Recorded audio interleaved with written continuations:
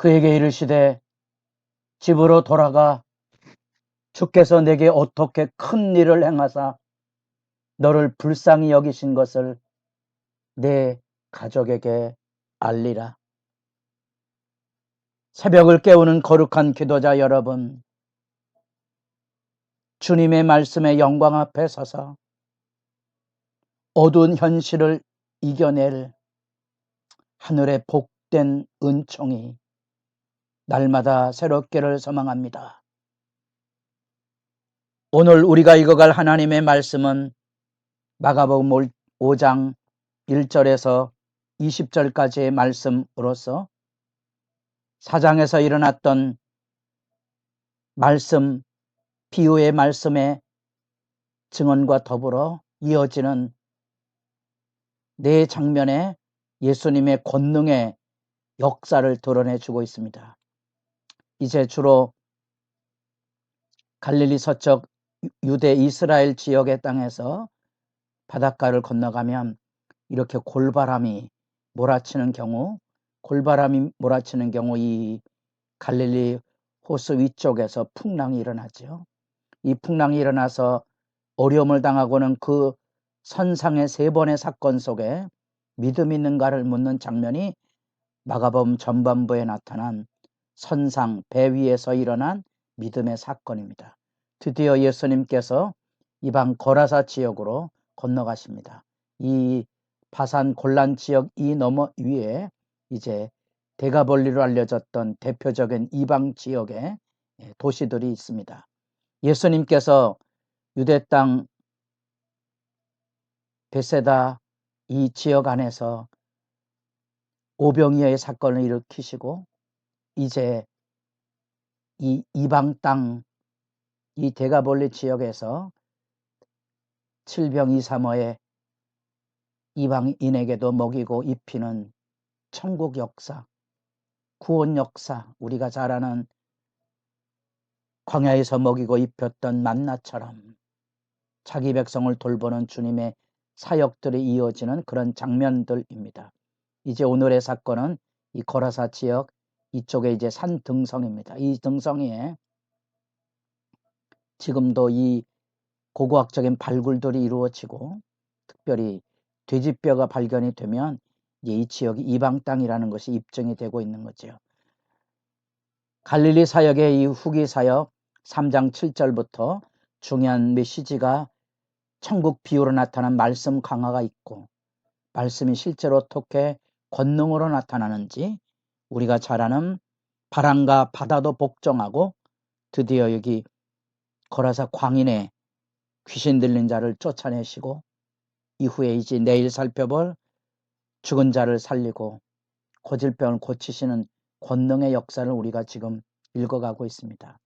갈릴리 구원 사역의 후기 사역의 증언입니다. 여러분들에게 이렇게 말씀을 읽어가면 언뜻언뜻 좀 말씀의 이런 문맥들을 살펴보면서 가슴을 뛰는 얘기죠. 그리고 눈물의 기도가 쏟아집니다. 우리는 말씀의 이야기를 하는데 권능이 나타나지 않는 것에 대한 눈물, 또 우리의 현실이 비록 힘들고 어렵지만 주님의 말씀으로 위로받는 이런 역사들, 거룩한 기도와 더불어 우리는 우리의 믿음 없음, 그 현실의 아픔도 같이 느끼고 또 오직 그 말씀을 통하여서만 믿음의 희망을 갖는 그 영광을 우리가 이런 말씀 안에 만나보게 됩니다. 선상에 이루어지는 이 사건들은 믿음 없음을 깨우는 중요한 메시지들이 들려지고 이제 마가복음 후반부에는 제자들이 그 십자가 부활을 이해하지 못하는 불신앙과 어리석음의 모습이 대조되고요. 반면에 믿음 없음에 대비해 우리 주님이 이루시는 여기 병고침의 치유의 권능의 역사가 이루어지는 장면들을 우리가 보게 됩니다. 오늘 그 하나님의 나라의 권능이 실제적으로 어떻게 나타나는지 이방 땅에도 복음의 빛이 비추어서 선상 말씀에 이어서 이방 광인의 비참한 존재가 어떻게 구원의 빛을 얻는지 가슴 설레는 이야기를 우리가 만나보게 됩니다. 이 광인의 실체에 대한 표현이 우리로 하여금 죄 아래 있는 인간의 부끄러운 현실, 어쩌면 짐승과 같은 삶의 자리 안에 처절하게 수치와 모멸과 사람들에게 버림받음과 소리치며 아우성치는 짐승의 아우성을 가진 그런 모습, 인간성이 파괴되고 황폐된 모습의 아픈 현실을 우리가 읽어보게 됩니다. 어쩌면 이런 말씀을 읽을 때마다 죄가 가져온 사망의 실제가 뭔지 여러분도 기억하십니까? 술이나 담배나 이 권력이나 또 질병이나 연세 드신 분들이 무너져가는 치매나 임종을 맞이하는 사투, 어쩌면 빛과 어둠 사이에 고통하고 있는 그런 모습들을 여러분들이 지켜본다면 우리에게 예수 그리스도 안에 있다는 것, 우리가 예수 그리스도를 바라보며 기도할 수 있다는 것, 우리가 이렇게 예수 그리스도를 지켜보며 새벽을 깨우는 거룩한 기도를 들을 수 있다는 것, 얼마나 복되고 영광스러운지 모릅니다. 제자들의 믿음 없음에 비하여 사장에 나타난 너희가 어찌 믿음이 없느냐? 그가 누구이기에 바람과 바다도 순종하는가? 이 이야기에 비하면 이 귀신의 존재는 단번에 예수를 알아보고 그 앞에 달려와 절을 하며 지극히 높으신 하나님의 아들 예수여, 나와 당신이 무슨 상관이 있나이까? 예수 그리스도의 영적인 권능을 이 광인을 통한 이 어둠의 세력은 알아보고 있었다는 사실이죠. 그래서 이렇게 권능의 말씀과 대비해 보면 우리 자신의 믿음 없음을 새삼 성찰하고 가슴 아리게 말씀을 지켜보게 됩니다. 오늘날 하나님의 교회 안에 예수님의 영광을 우리가 얼마나 알아보고 경배하는 걸까? 오늘날 우리가 입을 열어 거룩한 공예와 성도의 교통을 믿는다고 말하는 교회를 우리는 어떻게, 성도들을 어떻게 하나님의 영광 안에 지켜보고 존중하고 안아주며 기다려주며 살아가는지 생각하게 되죠. 어쩌면 이 귀신도 알아보는 예수 그리스도의 이 권세와 권능을 우리는 얼마나 제대로 인식하며 살아가는지가 아프게 느껴지는 장면입니다. 8절, 이는 예수께서 이미 그에게 이르시기를 더러운 귀신아 그 사람에게서 나오라.